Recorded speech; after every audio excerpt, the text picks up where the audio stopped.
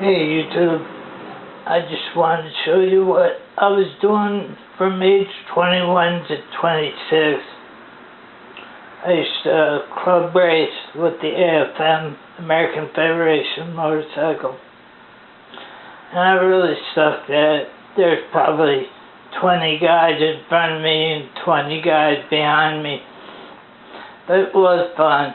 The most fun was preparing for a race, trying to make your bike do as light as possible, drill as many holes in it as you could, and partying all the way. By the time race day came, you're all hungover. So I really wasn't up to speed. I was just hurting myself. But I never drank when I raced because I knew I'd crash. And I didn't want to take anybody with me. But this is what I did for fun. I like that picture. That was turn 10. That was the fastest turn at Sears Point. The earlier one was turn 2. And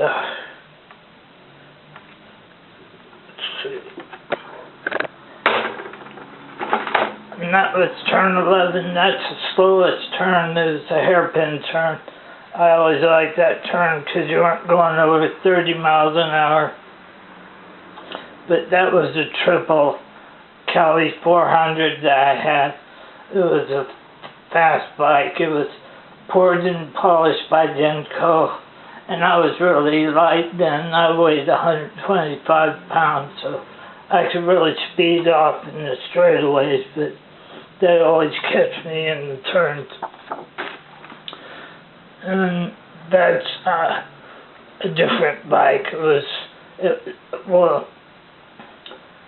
still a 400 triple, but it was for modified production.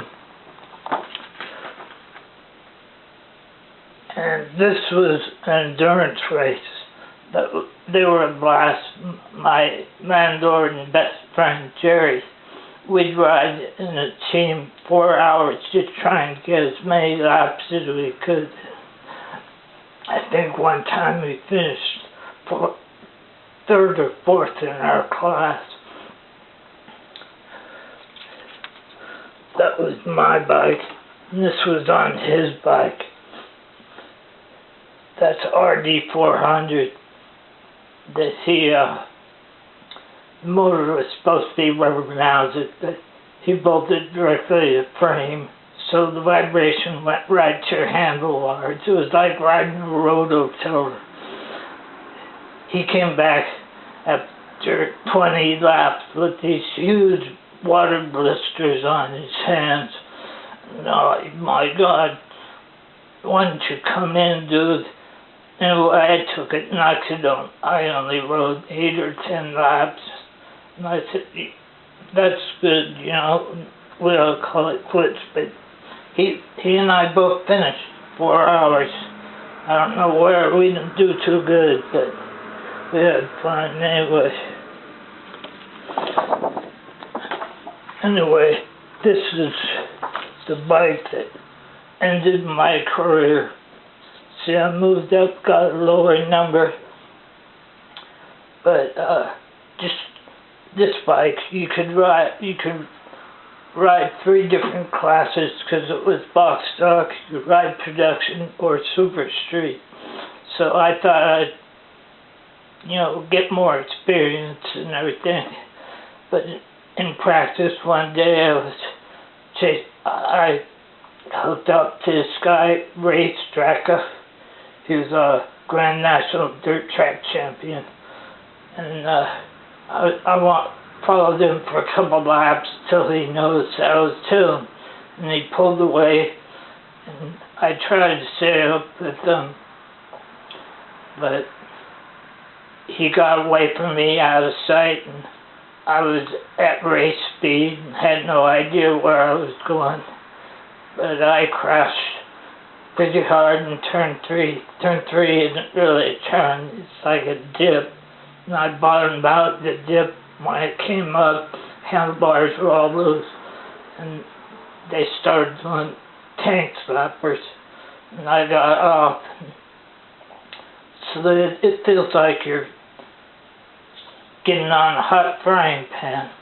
I didn't think I'd ever stop sliding. Once I did, I managed to crawl off the track, and I was trying to pull my helmet off, and the turn workers hold me down. Don't move, don't move.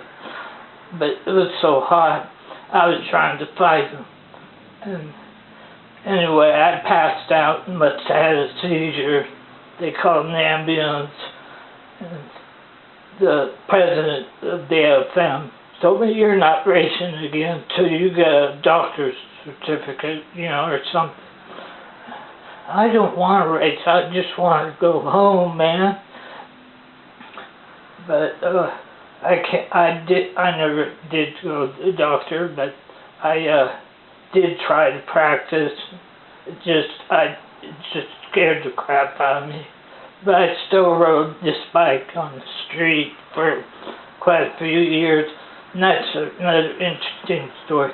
I bought this bike with a credit card. What a genius, huh?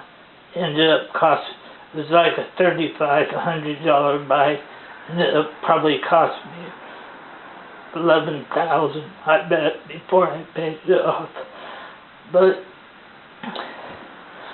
anywho, that's my DD214 for you guys. Thanks for watching.